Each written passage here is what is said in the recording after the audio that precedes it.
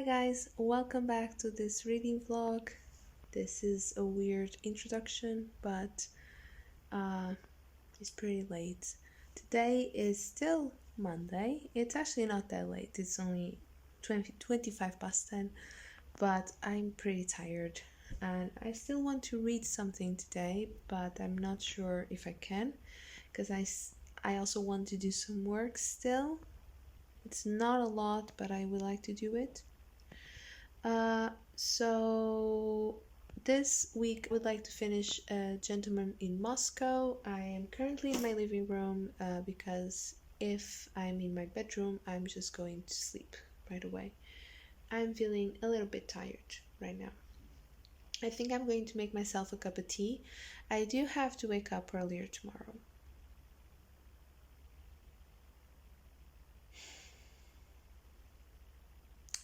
Life. Alfredo is actually sleeping. You can see him? Yeah, you can. So he's also pretty tired, he had a lot of work to do today. So I'm going to make myself a cup of tea and I'm going to try and do some of the work that I wanted to do today and then read for a little bit.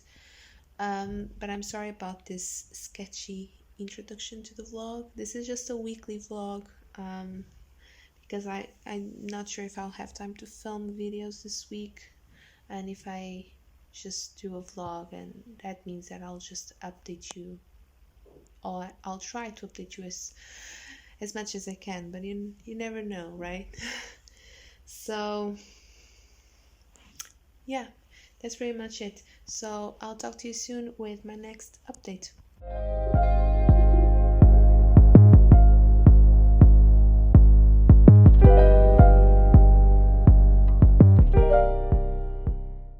So good morning. Just an update. I just had coffee, as you saw, because I think I added that clip to this vlog. So today I had to get up earlier than usual and it hasn't hit me yet.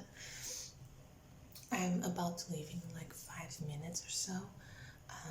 I did the dishes, but I haven't put them away. It appears that it's going to be sunny today, so maybe I'll be able to film something tomorrow.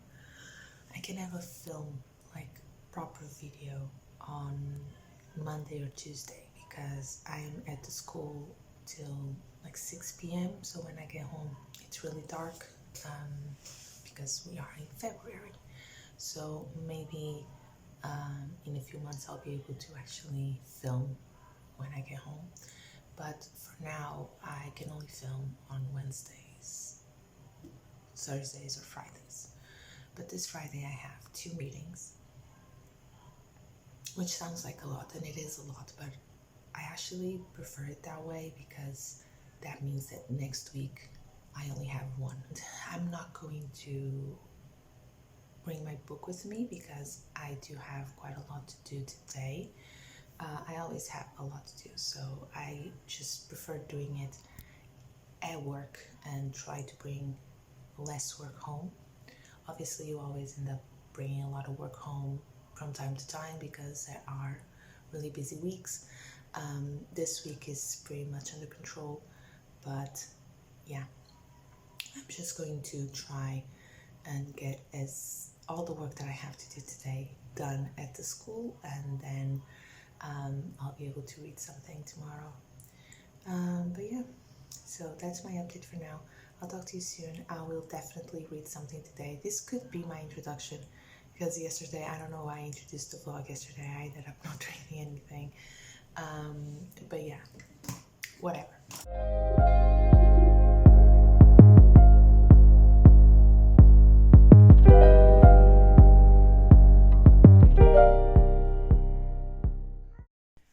Hi guys, so I ended up not updating you last night. I think you saw some clips. I was at the dentist with my mom. She had an appointment and I was just there keeping her company. So yeah, but I kept on reading, but it was already really late when I stopped and I had to whisper and my lights were off. So, it's just a whole thing. I'm about to go to work. Today's Thursday and I'm in my kitchen right now in front of the big window so you can actually see me because it's really, really grim outside. It's just really gray and rainy, foggy, just horrible weather. So I just wanted to give you some context because I don't think I explained the book to you. So basically we follow Count Alexander, who has been placed under house arrest at the Hotel Metropole in Moscow because the Bolsheviks, the new regime after the 1922 Russian Revolution, believe that he's against their government, and they're just trying to find excuses, with everyone who is wealthy, and he's fine with it. Like, okay, at least I'm not dead. But obviously, it's starting to get like really complicated because he's been there for 4 years now. I stopped, I think, in 1926. So obviously, it's really complicated for him. But yeah, I don't want to give away too much because I want to make a review later when I finish the book. But I just wanted to explain briefly the plot. And so this is historical fiction, and you learn a lot about Russian society at the time after the revolution. And one thing that always strikes me as being really weird is when people talk about the Russian Revolution, they talk about it as being liberating and just an amazing thing that happened, and that's not true at all.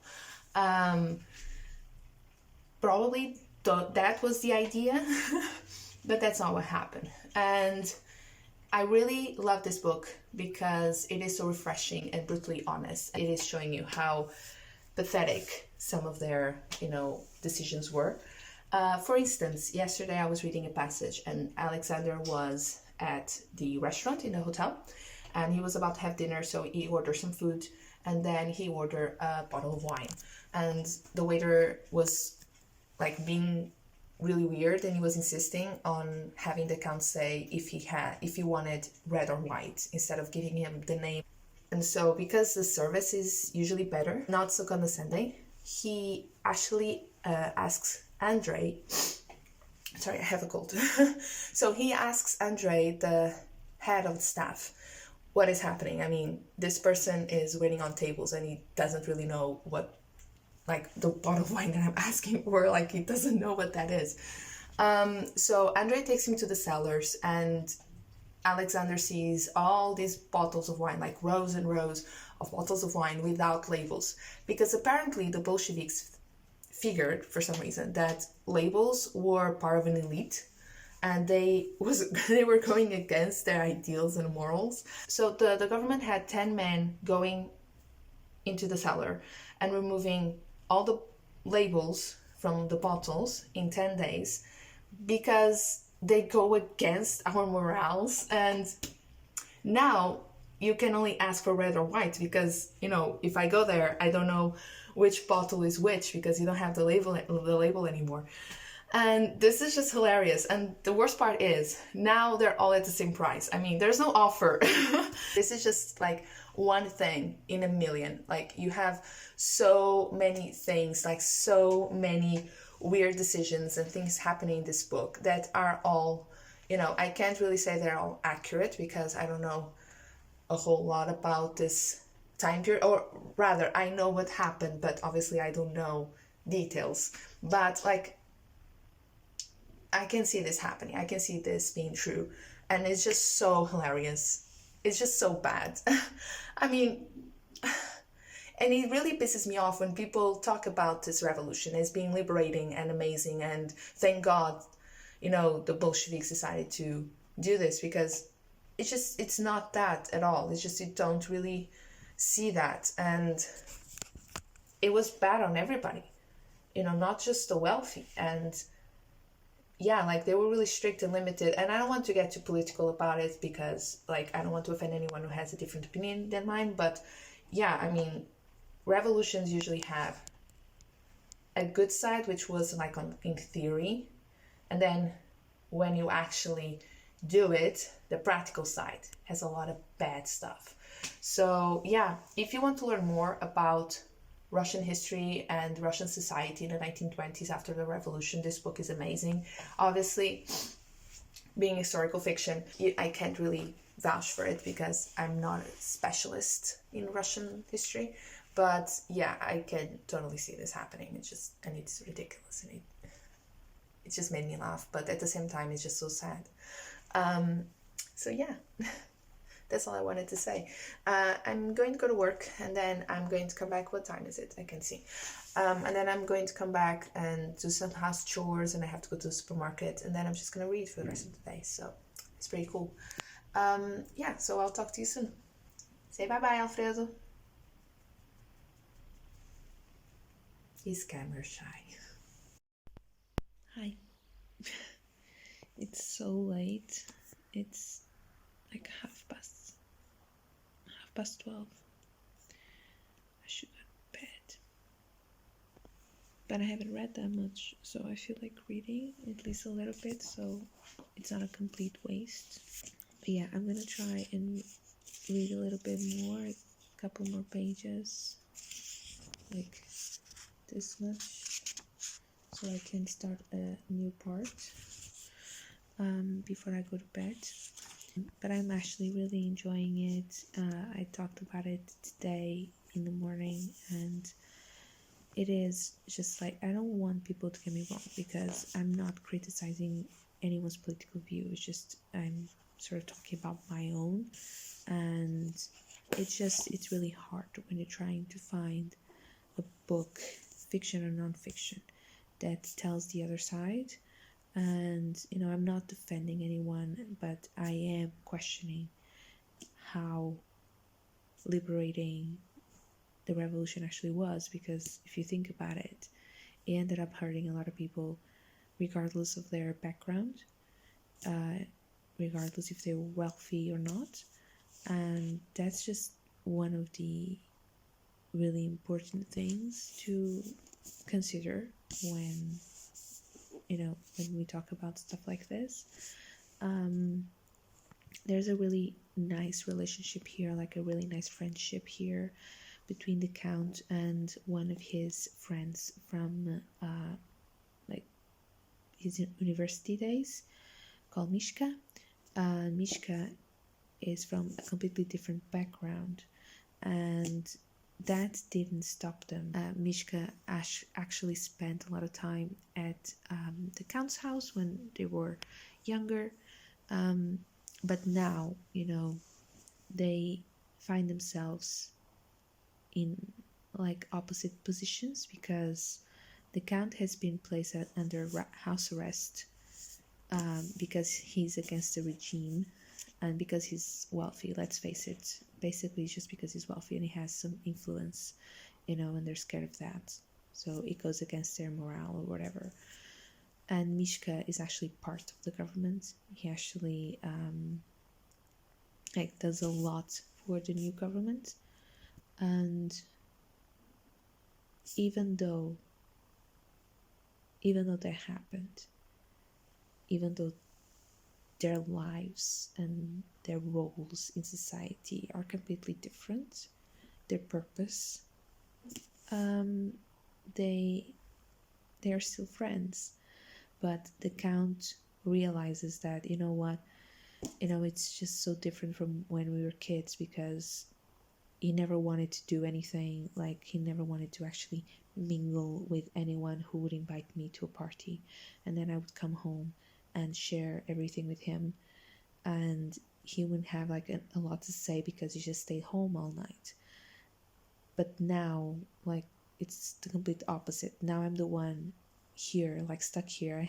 Nothing happens to me, like my days are uneventful because I'm here, I can't leave. And he's the one out there, like doing everything he wants, and he comes here and he tells me all about it, and now I feel what he felt.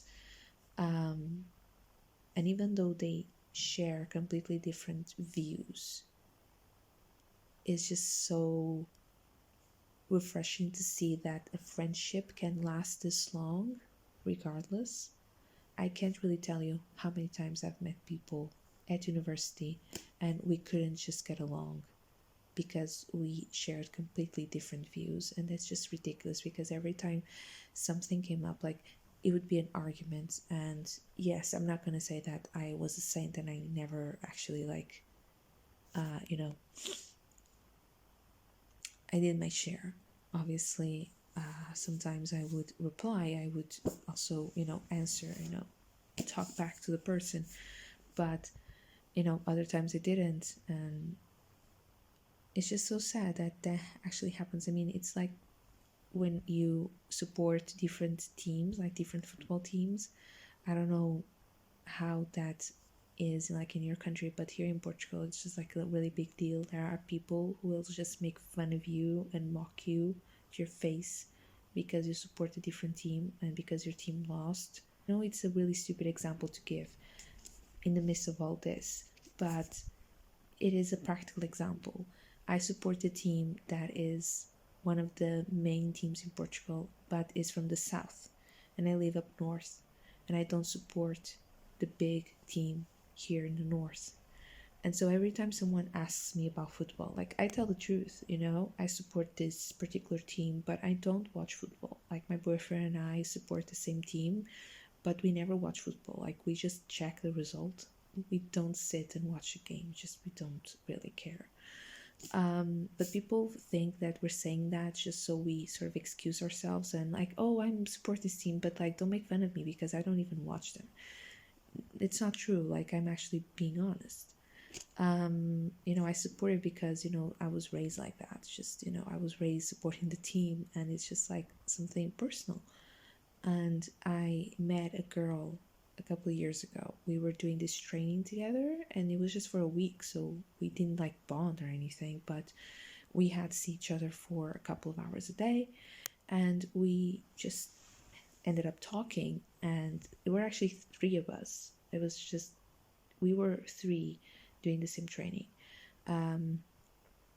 There was a girl and a boy, but the boy, like, he wasn't even Portuguese, so he really didn't care a lot about, like, football or whatever. But when she realized that I supported a different team, she just couldn't stop mocking me. And this happened for like an entire afternoon, and I just got so sick of it, and I just told her face, like, can you just stop? I mean, you're being rude. I mean, we were getting along. I'm not going to say that we were going to be best friends or whatever, but we could get along for the week, because obviously one of us was going to get the job and the other one wasn't. So, it's hard for you to actually stay in contact unless we really, like, got along. But it wasn't the case. We just, you get along because you get along. Circumstances, like, sort of make you. And she just sort of destroyed the whole week. Like, I couldn't stand being near her the rest of the week because I felt so uncomfortable, because she mocked me, she made fun of me, she laughed because I supported a different team, and just, she threw all these facts in my face, about championships and whatever, and that's just so ridiculous and, narrow-minded and childish. And this happens a lot. And, I know it's a really simple example, but it happens. And, now imagine that to a bigger scale, like political views. Their political views define a lot of the person's personality, maybe, or lifestyle. It's a bit more personal. It is about what you believe, what you believe in, your values. And, you can get along with people who share different views. It's perfectly possible, but for some reason people just don't think that's possible, and they just sort of see themselves as, like, being natural enemies. So every time I'm with someone who shares, like, political views, that I don't really agree with, I just do my best to avoid any type of subject that might lead to a political discussion. It's going to lead to a very awkward situation, and it's just not okay. I don't know why that has to happen. So yeah, obviously there are some people who just don't care about politics, but again, that defines, a lot of their lifestyle and a lot of the way they conduct themselves, and that's good. I mean, that's why, you are allowed to have different beliefs and opinions. It's the same thing with religion. When you have faith and you are someone who follows a religion, or you are a religious person and someone isn't, and they make fun of you. It's wrong. It's just wrong. And yeah. But then again, about the new government, about the Bolsheviks. So we had another example here of their weird, completely screw up practices.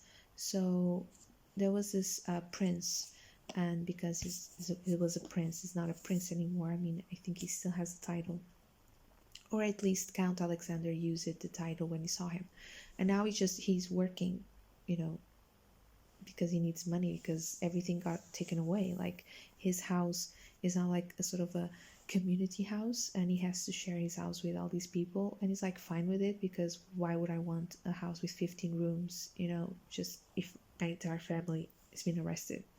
So he plays the violin, I think, or something. I don't really remember, unfortunately. And one day he comes home and the police is there, and it's like the third time that week, so he's like, fine.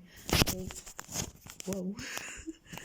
And they just want to go through all of his stuff again to see if they can find anything that sort of connects him with the royal family.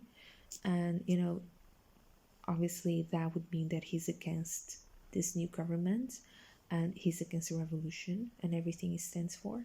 And they find this old school book or whatever with the picture of Tsar, and like they show it to him like, oh my god, you're a traitor. And he's like, I mean, that's from when I was a kid. Everybody had that. I mean, I'm sorry that I didn't get rid of it. And so he's like punished, and he can't enter like the main cities of Russia. And this is sort of like a really big punishment. Like, people might not realize that at first. I didn't. I had to, you know, reflect a little bit about it. I mean, why is that such a big deal? You know, considering that he was a musician, it is, because that's where he would get, you know, paid gigs, and now he couldn't go there. I'm gonna try and read a little bit more. It has been a minute. I'm sorry, but I have to talk about it. So I just finished book 2, and the Count is sitting in a bar, and he's listening to a conversation between a British heir and a German. And the German is saying that the only thing Russia ever did that was some sort of influence, or that had like meaning in the Western world, was the creation of vodka. And he actually dares people, you know, who are listening, to mention 3 big contributions that Russia had to the Western world. And the Count is like, you're on.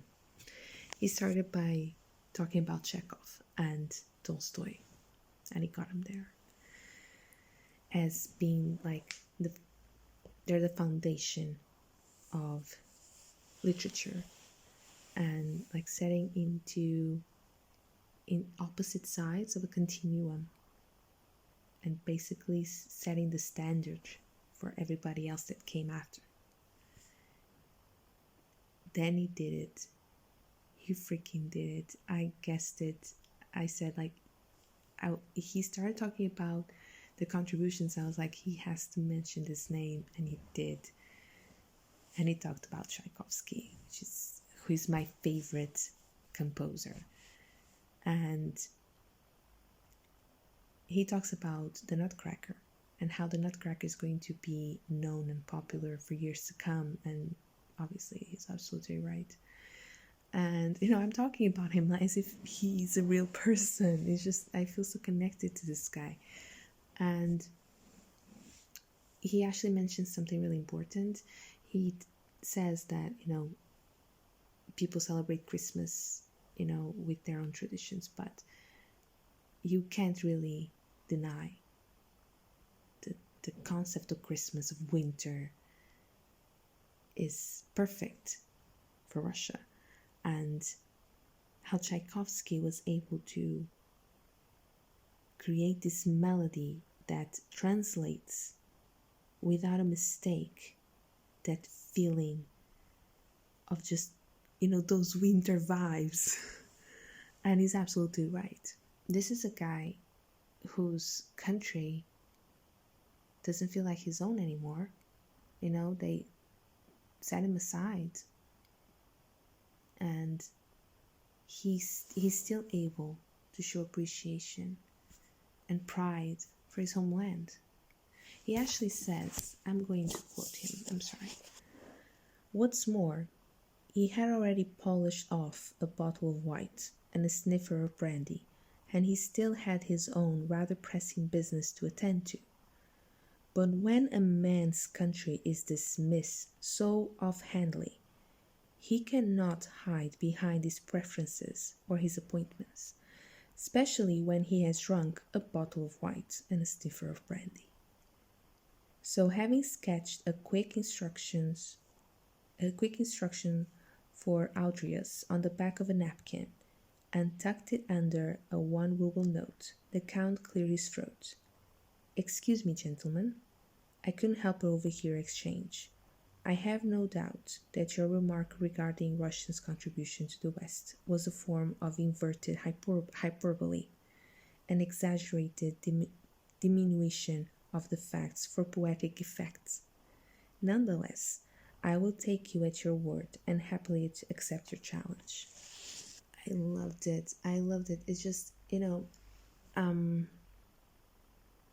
you never know when you are going to be so disappointed that you are actually ashamed of your country, of your nation. I mean,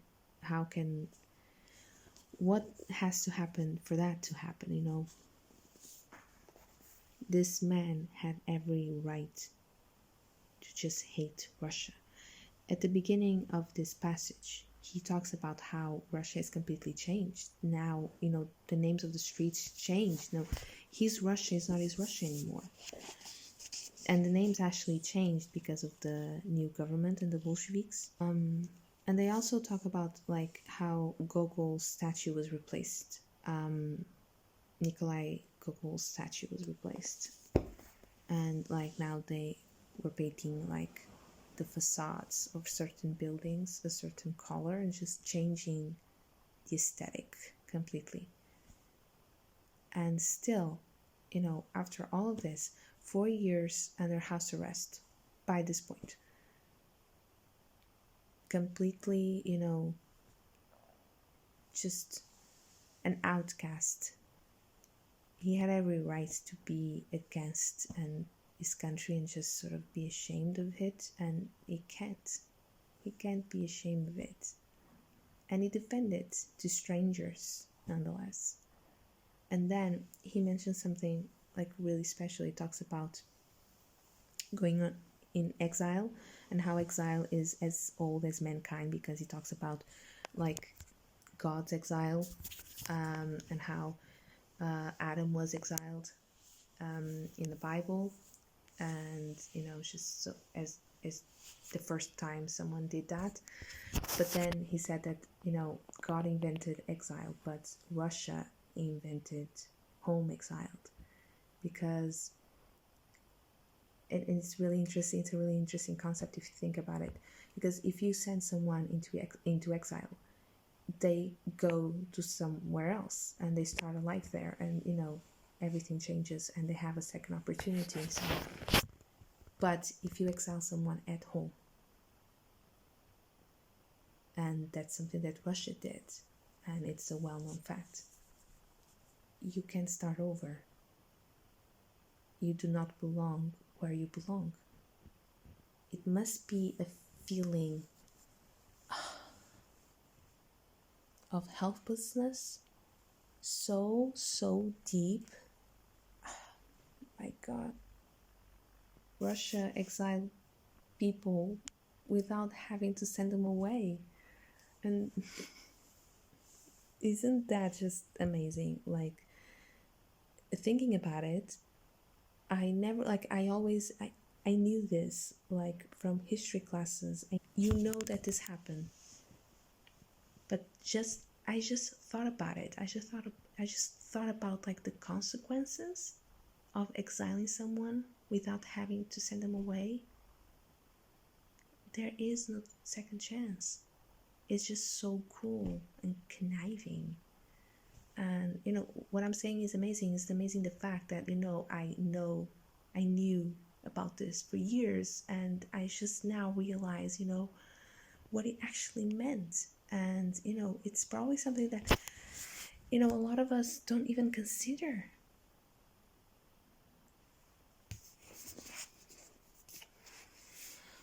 I don't know what to do now.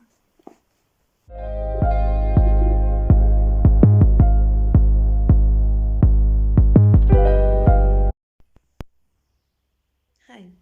So I guess you only have like 2 clips from the weekend.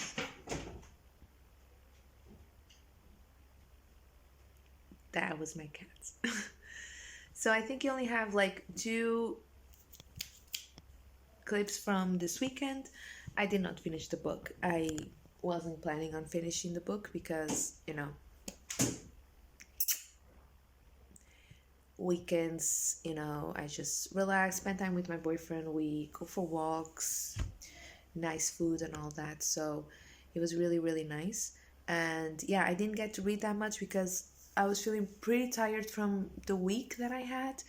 And I didn't want to push it, but I am definitely going to read now. I'm already in my pajamas. It's like 10 p.m. I'll have to leave in a little bit to pick up my mom, but I'm going in my pajamas. And basically, I'm watching some YouTube now, but I'm going to grab my book, and I'm going to have the vlogs just as background noise because I don't like reading, in complete silence. And these are old vlogs from a booktuber that I really like. So sometimes I just choose one, play it, and that's it. Alfredo is right up there.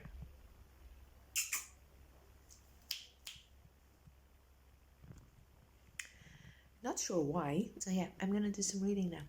Talk to you later. I'm shocked. So it's 1930 now. The Count is 38 years old, I think. Yes. And he's working. He's a waiter at the Boyarsky, the restaurant. And he's taking it quite well. I'm not sure if this is I don't think this is a new job. I think he's been doing it for quite a while, but it couldn't have been easy. And props to him. That's not the only surprise.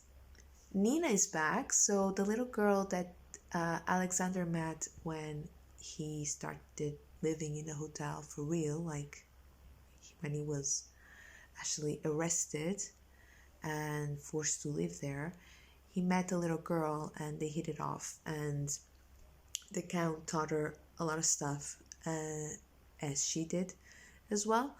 And her name is Nina, and Nina's back, and she's much older now, and she joined the party, and now she's giving him the cold shoulder, and she's talking about what let me just see, what did she say?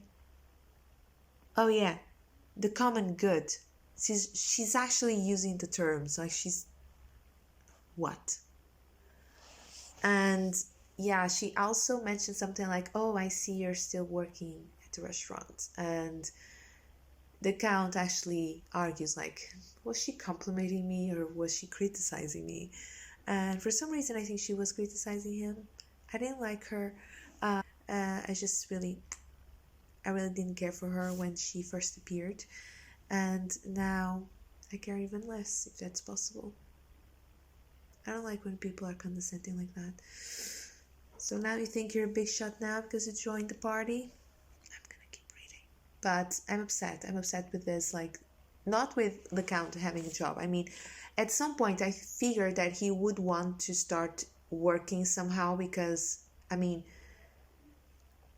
he's under arrest. He can't leave the hotel. He's forced to live there. He basically has a life sentence, and you know what? It gets to a point that there's just not a lot for you to do, and he was actually suicidal a couple of years before this. So I figured, I actually thought about it before, and I was like, maybe he should start like working, and that would just keep his mind occupied, and at least he'll be doing something and not just exist there. And so I'm really happy that he's doing actually something that he loves, which is organizing where people are going to sit at a restaurant and deciding who is going to sit next to who. And that's something that I was always very good at. And he's working with Andre and Emil, so that's actually cool. But I didn't like this. I don't like her tone. I'm sorry. I'm gonna cancel Nina. You're canceled. Hi guys. So I think I don't know when I last updated you. I've been sick. I have a cold, and today's Thursday. But yeah, I'm still reading A Gentleman in Moscow, and really enjoying it. So this book is so dense, it's so packed with historical context and facts that I'm learning so much, and I'm so happy about this. Like, this book is so important. I'm sorry, I'm shaking. But this book is so important. I've mentioned it a lot. I'm thinking about splitting this vlog in two. I don't know if I will update you again today, or if this is my last update for this vlog, and then I'll just start a new one until I finish the book. I have like a week to finish it, like from now until Friday, because I think that we are meeting not this Sunday but the first Sunday of March. If I don't talk to you again, it's because I decided to split this vlog in two, and I'll start vlogging as soon as I finish this. I already started editing and stuff, so I can get that out of the way. But yeah, talk to you soon. Bye.